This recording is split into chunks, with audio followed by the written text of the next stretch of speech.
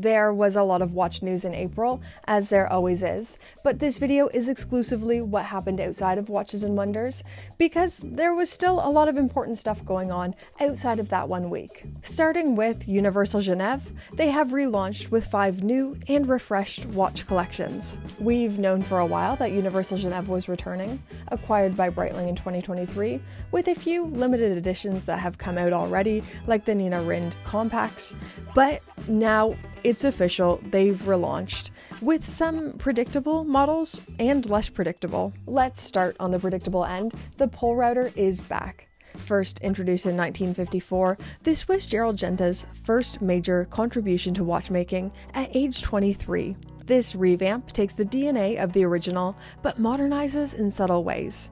So a crosshair inner dial, fluted outer ring, and twisted lugs. I was lucky enough to see a good chunk of the UG watches at Dubai Watch Week. They wouldn't let me film. They were really secretive about it. I think they were strict in not wanting any leaks. So I can't prove that I've seen them, but I have seen them, and they're beautifully done. Everything has been so mindful. The lugs, the case finishing, I'm really impressed. The movement is also worth talking about as well. So a brand new movement, the UG 110, with a micro rotor, finally, 73 hours of power reserve, and well decorated with circular and sunray brushing. Second watch we need to talk about, and this is my favorite, the Compax. When I saw these in the metal, right away, I thought, this is the showstopper. It wears so beautifully. So a case diameter of 39.5 millimeters, thickness of 12.45, and a lug-to-lug of 47.8 millimeters. Through the case back, you can see the self-winding manufacturer caliber UG 200 3/4 rotor with 72 hours of power reserve. My personal favorite, and I got to see these in the metal as well, is the rose gold and the dark navy blue. Beautiful combination, but you know, I don't have precious metal UG kind of money, so I'd personally be looking into the stainless steel. Next, the Cabriolet. This was really interesting. So a rectangular Art Deco dress watch. This is very JLC Reverso adjacent with the reversible face and case back. The pivot is unique, so it's not a slide and turn like the JLC Reverso. It's more of an open hinge at the top and pivot and shut. You know, unique might be the best word to describe this. So the font, it's really unique. The case, unique. It feels like a mono block and sculpted with 100 meters of water resistance, which I was pleasantly surprised by. So from pictures, I was really excited by this one. I am nothing if not a rectangular watch lover, but I have 2 big hesitancies. For one, the size.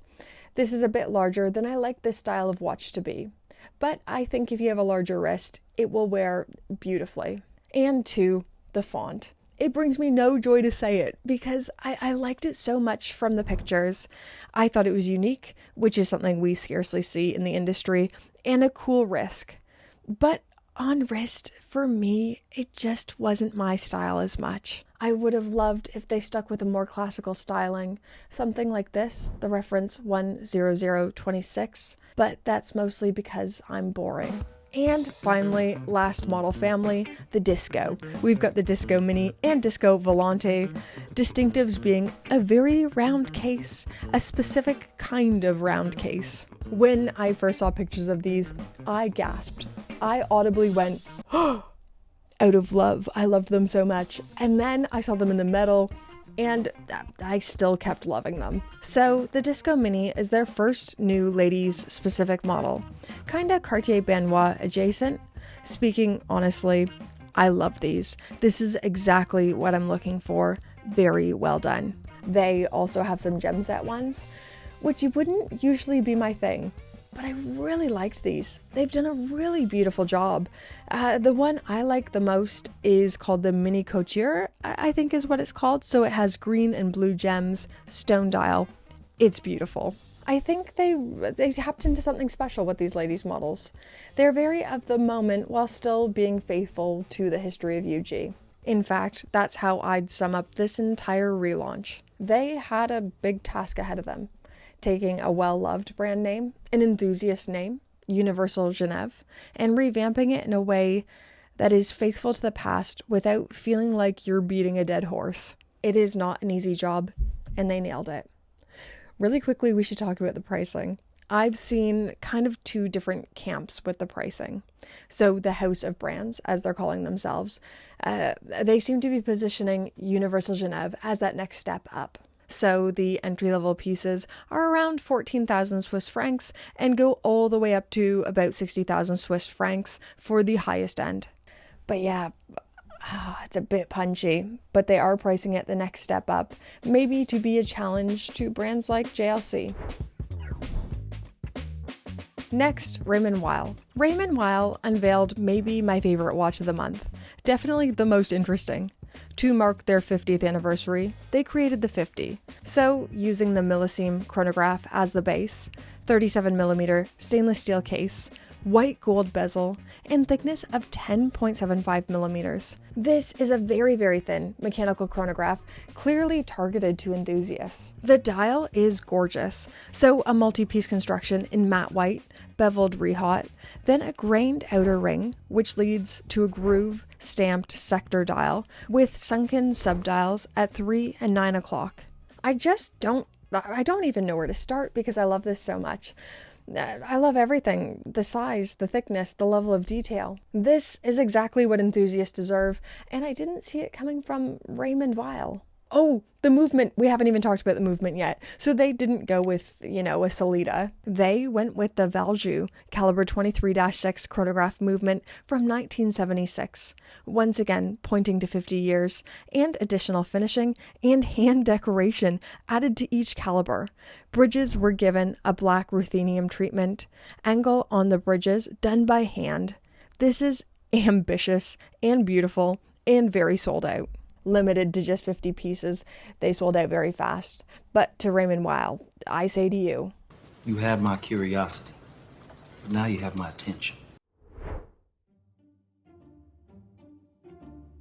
Rexhep Rexhepi is one of the most respected independent watchmakers of his generation, and he has given us a fresh take on the chronograph complication that still nods to the past. If you're not as familiar with Rexhepi, to say he's a well-respected watchmaker would be an understatement. Like Kari Voutilainen admires his work. Philippe Dufour admires his work. He is the founder of Akrivia, who make high complication haute horology pieces. That is the main brand, while Rexhep Rexhepi is his personal line, a separate collection that represents a more personal, classical expression of his watchmaking with an emphasis on traditional chronometry, aesthetics, and extreme hand finishing. So, with all that context, this was unveiled at the beginning of April. It was a big deal. This is the Rexhep Rexhepi chronograph flyback, and his first fully in-house flyback chronograph. Looking at some specifications, this has a case diameter of 39 millimeters, well, 38.8 mil, a thickness of just 9.7 millimeters, and a manual winding movement. It has taken Rexhepi 4 years to design this. It is all completely in-house, which goes without saying, perfectly symmetrical, and decorated to the highest order. This is an example of extremely high-level, high horology watchmaking. It isn't limited, as we understand limited to be. The only thing that it is limited by is how many watches the team can produce per year, which tends to be 50 to 60 watches per year and retails for 150,000 Swiss francs. I'm not saying it's cheap because it isn't by any stretch of the imagination, but for what you're getting, for this level of watchmaking, it is fairly priced. I would dare even to say competitively priced. Now, on the absolute other end of the scale, we have new colors of the TAG Heuer Formula 1 Solargraph, now taking a more pastel approach. So there are 5 new variants in a pastel blue, yellow, pink, which are all color matched to a rubber strap, and on bracelet there is a violet and blue and a pastel green. The only changes with the colors, all the specifications are still the same, so still a 38mm case diameter, 100 meters of water resistance, and still powered by the TH50-00 solar powered quartz movement. And they are still overpriced, retailing for $1,950 USD. And finally, April ended with a new Tudor, the Black Bay Chrono Carbon 26, once again marking their partnership with VCARB Formula 1. This pays homage to the new car, the VCARB 03, with hints of yellow, well, more than hints, lots of yellow, so a yellow watch was in order. The Carbon 26 has a 42mm case diameter, completely carbon fiber material, even the bezel as well, and 200 meters of water resistance, powered by the manufacturer caliber MT5813, which is COSC certified with 70 hours of power reserve, and limited to just 26 pieces, of course matching the year. I think this looks very cool. It's not for me, it's too large, but for the large wrist crew who's also into Formula 1, I mean, you don't even have to be into Formula 1, you just want a yellow cool chrono.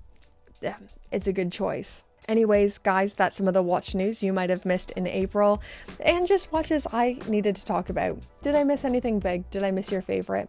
Let me know in the comments down below. Thank you so much for your viewership, and we'll see you in the next one. Oh, Pope to your patrons. You didn't think I'd miss you? Not ever, not in a million years. Thank you so much. You are the best, most fabulous, gorgeous people in the world. Thank you so much for supporting my weird little channel. I hope you keep enjoying the work we do here. I love making these videos, and I'm blessed with the best community in the world. So thank you so much, guys.